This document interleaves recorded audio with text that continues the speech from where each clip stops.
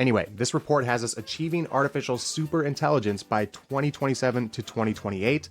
And this is kind of the roadmap that's laid out to get there. So from later on this year, mid 2025, into 2026, we have the explosion of AI agents and the automation of research. You layer that with the compute expansion and the explosion, which will all lead to, in late 2026 to early 2027, what the report calls superhuman coders. Then you throw in the global cyber warfare and cyber theft of technology and geopolitical actors. And the report says that by mid 2027 to 2028, we've really reached an intelligence explosion, and we've officially reached superintelligence because of it.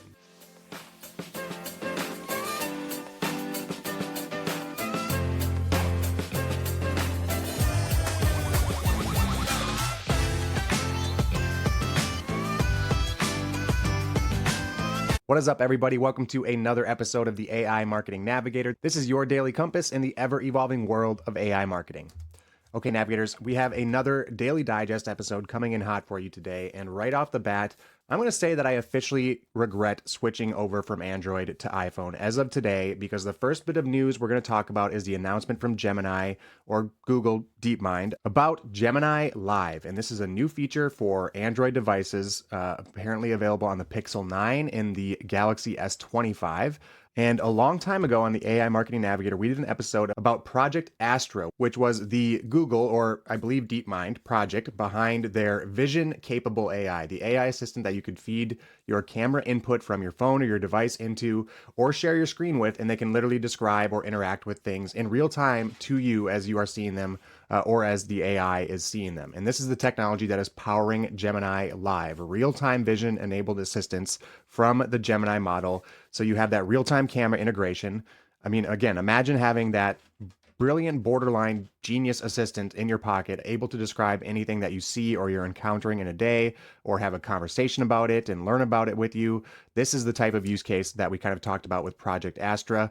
And that just became a reality with the launch of Gemini Live. Not only can you feed it, again, the real-time visual input, but you can show it what's on your screen.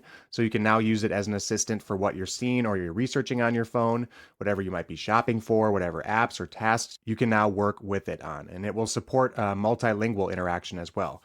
It can be accessed through the latest version of the Gemini app. You will need an advanced subscription, and Google has actually outlined their own kind of series of recommended use cases for the tool. The organization one, I kind of find kind of funny. It says that if you have a cluttered or maybe dirty space, you can point your camera at it and ask Gemini to help you with suggestions on how to best organize it. It kind of makes me wonder what people would do if Gemini just told them to throw away all of their stuff or something like that. But also creative brainstorming. Again, you might be looking at or something or working on something, and you can brainstorm with Gemini about it. You have shopping assistance. It's funny, shopping is always thrown in there as one of the use cases for any of these assistants, that and travel as well, which is being suggested for this agent as well, which is being suggested for this Gemini Live as well. I don't know, for the shopping thing, I kind of enjoy the process of like finding the product, clicking the buy button. So sometimes I wonder if having an agent that you can just say, hey, will you look for this and buy this for me, is going to replace the preferable or the traditional shopping experience for some people. I think there are certain shopping tasks, maybe like, will you order the same set of groceries for me on the grocery app or through the grocery app, that type of stuff. But maybe like a real-time shopping assistant, now that I think about it, that will literally just show you things, and you can just say, hey, I would like to, let's buy that one. Let's buy that one. That sounds like it might be kind of the use case that's being suggested here. And I could definitely see that as well. Also just basic troubleshooting, just being able to point the Gemini app at something you're working on, like your car or something that you're changing the oil, and you point the Gemini Live app and you ask it and have it describe how to change the oil to you or something like that. And as far as marketing goes, we've talked a lot about what these vision-enabled AI assistants mean for marketing, and we're going to talk about that a little bit here in a second. But first, the second bit of news also involves a vision-enabled AI model and vision capabilities. The news about the updates, or upgrades, I should say, to Microsoft's Copilot assistants. And they are pretty significant and they sound pretty amazing. They again have me feeling some FOMO for something I don't use very often in the case of Copilot. So this might just very well have me diving into Copilot again soon to explore these features. So the first of these features is personalization features, as well as kind of an extended memory. So Copilot can remember specific user preferences, specific interactions or chats you've had with it, personal search or personal milestones, according to some sources. So adding a lot more context to its suggestions for you. So it sounds particularly interesting in that case. Not to worry, apparently, the user can have full control over what is being shared and what is being stored and what is not. It can also customize the appearance with appearances of Copilot, so including animated characters, something I think is super fun. And there's some pretty amazing stuff in this list, but that's high up there on the reasons that have me wanting to check out Copilot to be able to animate my AI assistant. But I think by far the most interesting one, and to continue our Vision AI theme, via the Copilot app, you can now analyze real-time visuals through your phone camera, just like the launch of Gemini Live. And here again, we have companies basically trading launches back to back of the same features on the same day. Again, it's almost too much to keep up with as a consumer, and it's certainly too much to keep up with now as a practitioner and an adopter of the technology. All you can do is, again, focus on what is practically useful for you day in and day out. And we're just going to try and do our best to keep up with it because that's really all you can do. Okay, so now what we have talked a lot about in the past is what this necessarily means for marketing or could mean for marketing. And it could just be as something as practical as the return of QR codes, which we are 100% seeing right now. But now we have the oncoming wave, I think, of visual enabled AI assistants being able to pick up these QR codes and just immediately either be able to start reading off a page or something like that about a brand. Maybe this does mean that we all need to include QR codes in our signage or logos that are scannable. Or now that I think about it, it's the AI is probably just going to be able to scan your logo. The visual assistant sees your logo. It's going to hopefully be able to start describing your businesses and services right away. So it's really just going to come down to probably one thing, the AI, but and the other thing being search engine optimization, SEO, or search everywhere optimization in this case. Anyway, I'm rambling and just doing stream of thought now, so you have to excuse me there. But we have talked again about not only what mixed reality and virtual reality could mean for user experiences as far as marketing goes, but a lot of that kind of transfers to vision-enabled AI assistants as well, as I think. So just one more way that customers and consumers and purchasers of our products and services are going to be enabled in their purchasing decisions and in their research abilities and in their use of technology. So however that channel can be used to better communicate how you can help them, I think is where we need to focus for sure. Okay, back to this Copilot upgrade. You have the vision capability in the Copilot Assistant now. You also have the desktop level awareness, so the ability to see what's on your desktop screen. And in some cases, there are certain actions that Gemini can now perform. Big surprise, booking reservations or travel is one of the suggested use cases. Again, I don't know why all these companies think that one's so popular. I guess the rest of the world travels a lot more than I do. And maybe it's just because it's kind of a pain to go in there to actually just schedule it all yourself. It's just not very fun to do. Maybe that's why they always suggest it. So now we have Copilot beginning to take agentic actions in the browser as well. There is also some productivity and creativity focused features being launched. Again, just a massive release here from Copilot. Something called Pages, which is a workspace, the Pages workspace, and kind of acts as like a collaborative Canvas style workspace area. Deep research mode, which is designed to do just what the other deep research modes that we've talked about in Gemini and OpenAI are designed to do, which is handle more complex research-based tasks by being able to retrieve a bunch of different information sources or data types and things like that.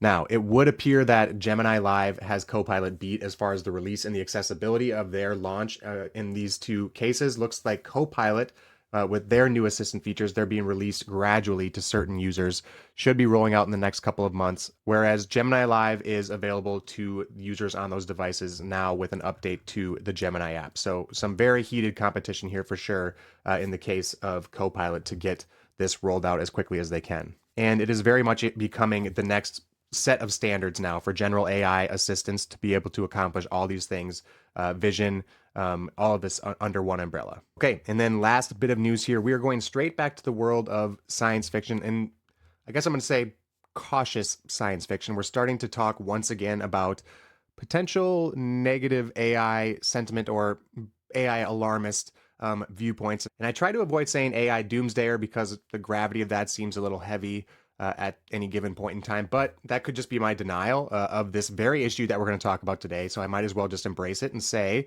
that AI doomsdayers will be very upset to know that a recent report released from former OpenAI researchers, one named Daniel Kokotajlo, along with collaborators Scott Alexander and Eli Leafland, essentially forecasts the next few years of AI progress given the current state of AI, but particularly our development and our proceeding into AGI, artificial general intelligence, and then ASI, artificial superintelligence. And we've talked about these concepts multiple times on the show before. If you're listening to this show, you have likely heard of them, but this could be anybody's first episode, anybody's first exposure to the concept. So, artificial general intelligence can be considered AI that's basically capable of performing completely autonomous actions that match or surpass a human's capability across basically all cognitive knowledge work without human supervision or kind of direction. There are also some definitions that equate it to like the literal amount of actual business work that can be done as well. The current straight up definition right from Wikipedia, if you were to Google AGI right now, is that it is a type of highly autonomous artificial intelligence that would match or surpass human capabilities across most or all economically valuable cognitive work. Then we have artificial superintelligence, which officially surpasses and in all likelihood far surpasses human capabilities and intelligence across all fields of knowledge. Anyway, this report has us achieving artificial superintelligence by 2027 to 2028, and this is kind of the roadmap that's laid out to get there. So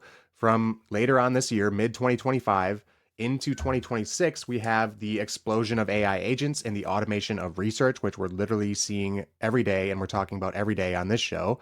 And the report gives the examples of this happening as well for the agents. For instance, it's all about the coding automation that we're seeing and the performance of in coding that these agents are achieving right now on coding benchmarks.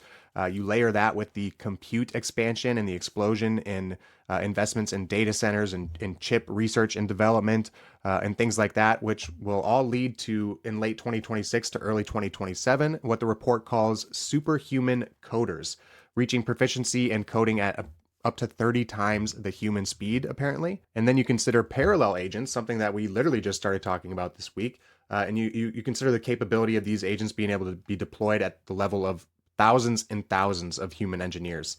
So you should really check out the report. It goes into a lot of detail about the hypothetical trajectory that business and economics of AI could take in multiple countries. For instance, in the late 2026, early 2027 timeframe, they discuss how China could push even further and deeper and faster into AI. And then you throw in the global cyber warfare and cyber theft of technology and geopolitical actors and all of that. And the report says that by mid 2027 to 2028, we've really reached an intelligence explosion, and we've officially reached superintelligence because of it. Now, the report outlines all of the well-known risks of this progress, job displacement, potential AI arms race as far as the military industrial complex goes.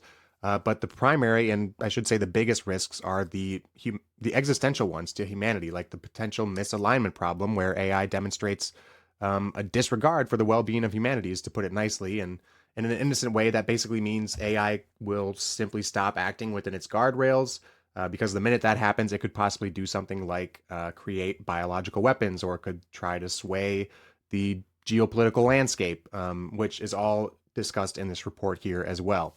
The report suggests that if we reach this critical area and this critical time, there will be a critical time, I should say, that where this misalignment or alignment either happens or doesn't, and we could either succeed in keeping AI aligned, and we can do a lot in preventing maybe not the achievement of ASI, but the loss of control of it if we do succeed, or we could fail. As the report also suggests, and as we've talked about in the past, the only thing that's going to get there or get to a point of success in that case is global communication, coordination, transparency, all of these things that it's kind of unfortunate to say that the governments of the world usually haven't been super great at in the past. They all really need to be a priority when it comes to the development of AI systems. So also open source research needs to be emphasized and protected as well. Absolutely. Now, to lighten it up a little bit and to add some healthy skepticism, there are detractors to the report as well. The report itself is all somewhat speculative. For instance, two of the report's own authors disagree and they disagree pretty significantly as to the actual probability of a catastrophic outcome. Daniel Kokotajlo apparently estimates a 70% chance of catastrophe, while Scott Alexander only predicts a 20% chance. There are also other people who believe we have in fact hit this wall with data. And we've talked about kind of the scaling law before and whether there's a training wall or a data wall that will be encountered. Some people think that there is and that it doesn't exist. And other people that thinks that it does exist. So there's some debate as to whether or not that's been hit or if there will be this unlimited ability to scale or grow these systems. Anyway, the reason I mention this is because it's safe to say the future of AI, I think, will no doubt change the course of humanity, the course of work, the course of the work that we do. And then regardless of what you think of the accuracy of the report, really, I think the conversation around AI safety absolutely needs to happen among any community or any users of the technology. So I, for one, am glad that it is. Okay, that does it for today's episode. If you enjoyed the show or found it useful in any way, please do me a favor and follow on Spotify or subscribe on your podcast platform of choice. A review on top of that would be even more appreciated and by far is the most helpful thing you could do for the show. Also, if you are watching on YouTube, make sure to hit that subscribe button and turn on all notifications so you get notified each day when our episode drops. Until then, and as always, thank you so much for joining me, and remember to stay curious, stay consistent, and keep navigating forward. Bye.